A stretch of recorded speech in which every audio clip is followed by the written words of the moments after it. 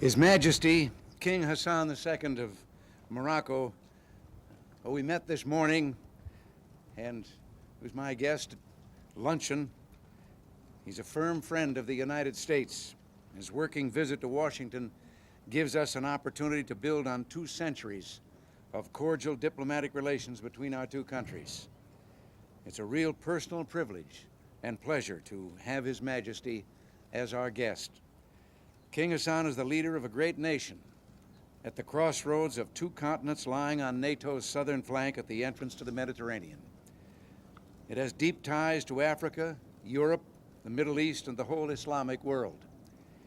We therefore discuss not only bilateral relations, but a wide range of regional and global issues.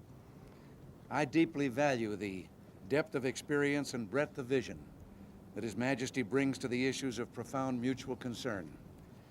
His Majesty briefed me on the latest developments in his efforts to reach a peaceful settlement of the conflict in the Western Sahara, and I expressed my admiration for his support of the OAU, Organization of African Unity, referendum.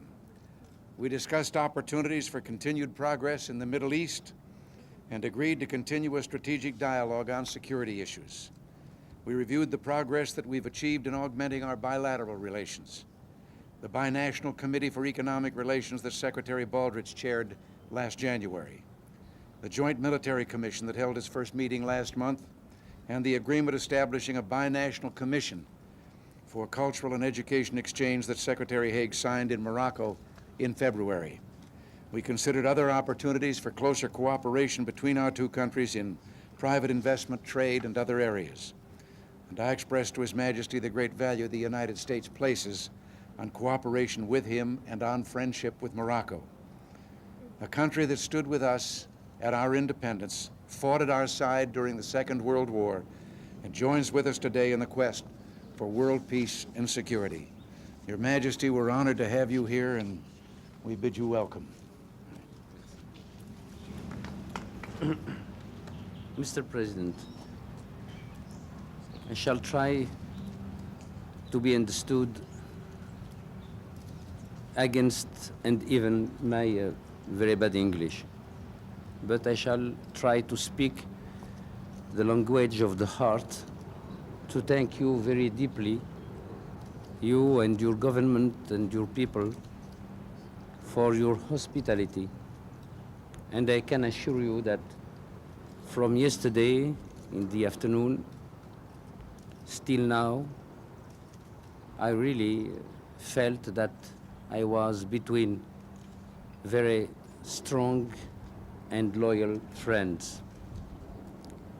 Naturally, the nature of the problems of the United States and the nature of our problems in Morocco, they have not the same volume, and they are not at the same level. But the nature is the same.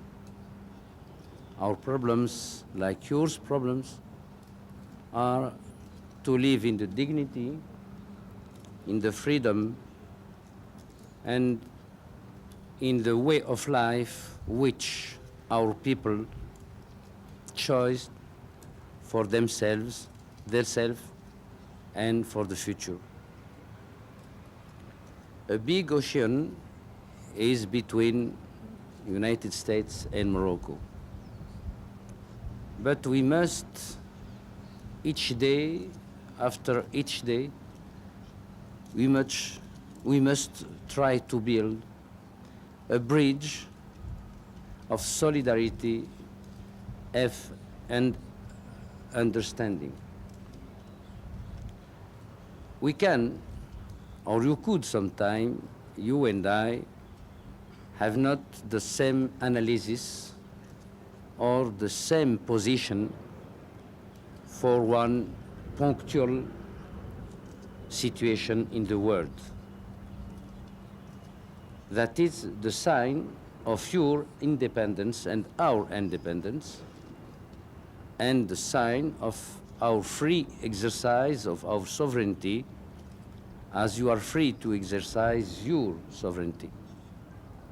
But the important is to see and to know that always, as before, Moroccan people and American people are ready and will be ready always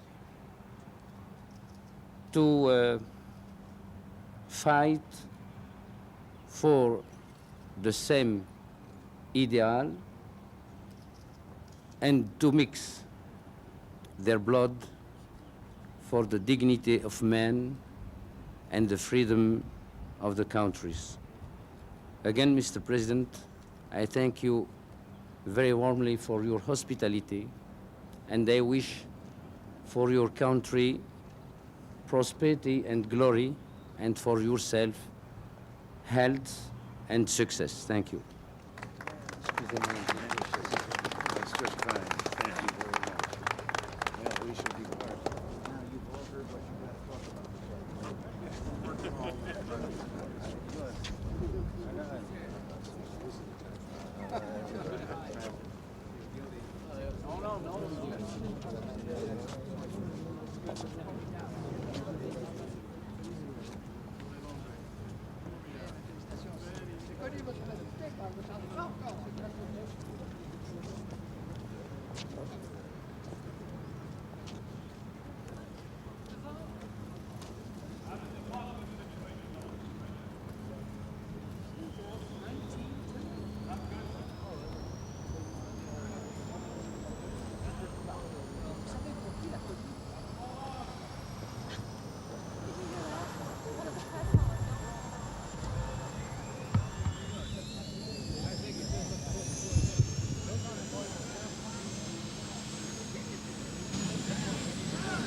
Back the ones that aren't.